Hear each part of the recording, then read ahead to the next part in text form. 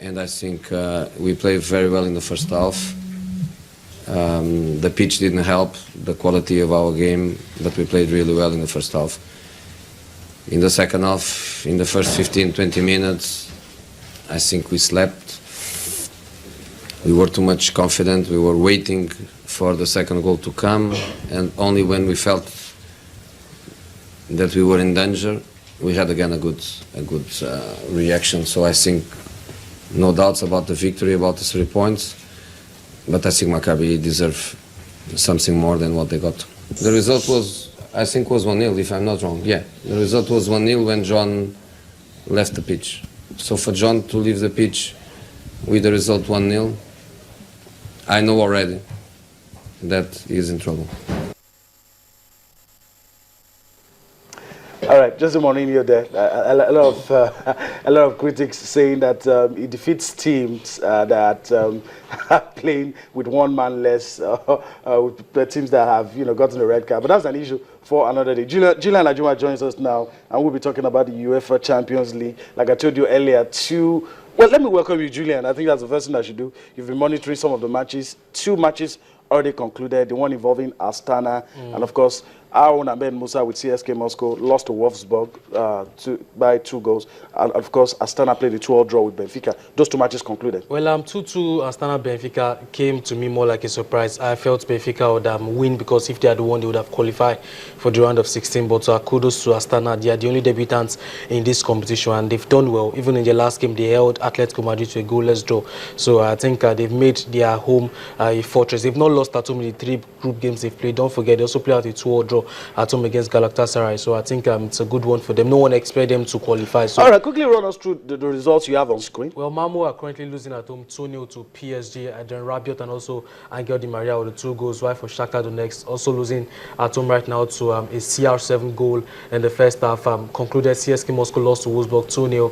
Halftime, United and PSV Eindhoven goalless. Astana Benfica also concluded 2-2.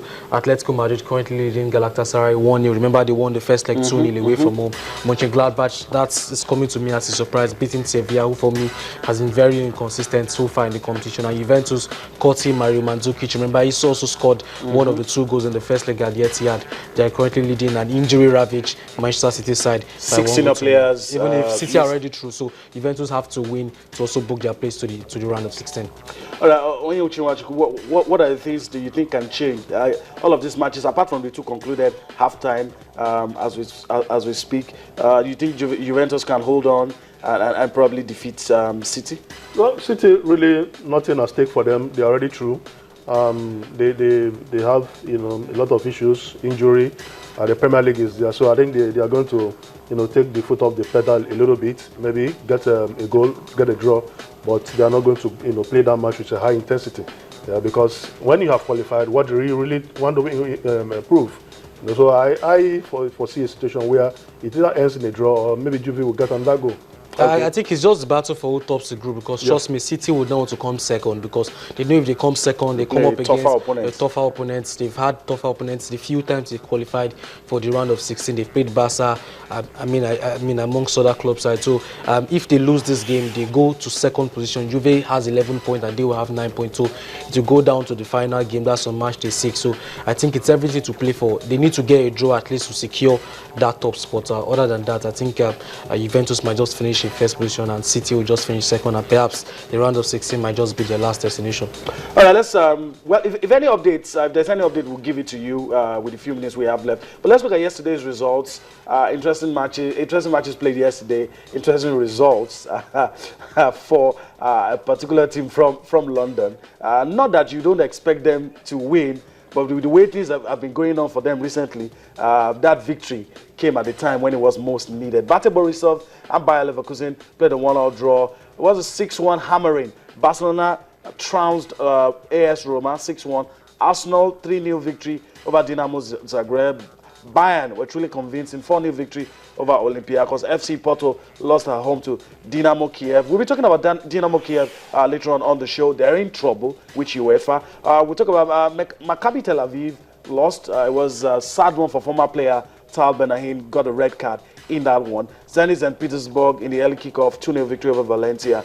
Lyon, surprise, surprise, lost at home to Belgian side Ghent. Any of these results came as a surprise to you, Oyin? Yeah, Arsenal needed to win. We said it here on Monday, and they did the job very well.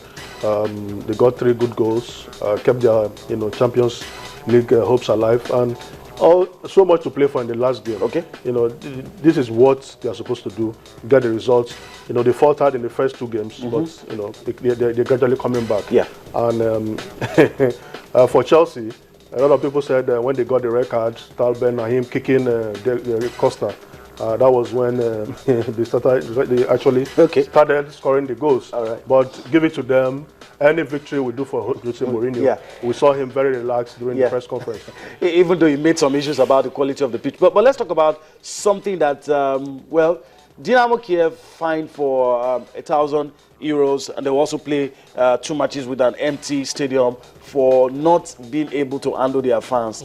Issues of racism in football. Do you think this punishment is well deserved, or a slap on the wrist? I think it's a fair enough punishment. 100,000 euros fine, and also 2 games behind closed doors without fans coming to support them. It's just the best punishment they can get. But that result yesterday also came as a surprise. I mean, going away to the Estadio Dragao to be there by 2-0, and Yarmolenko getting one of the goals. So is Darius Gonzalez. So I think it's everything to play for. They have 8 points. Porto and Chelsea have 10 points. 2 of them will meet on match day 6. I expect Dynamo Kiev to beat Maccabi Tel Aviv, who would almost end the Champions League campaign with no points, because they're the only team who have no points as it stands. So we might likely have all 3 teams on 11 points, and they might now come down to head-to-head and goal difference. So what happened between, I think, Arsenal, Dortmund, and Napoli some years back might just happen in this one. In that one. Okay, maybe we'll have the famous toss of coin. I don't know how it obtains.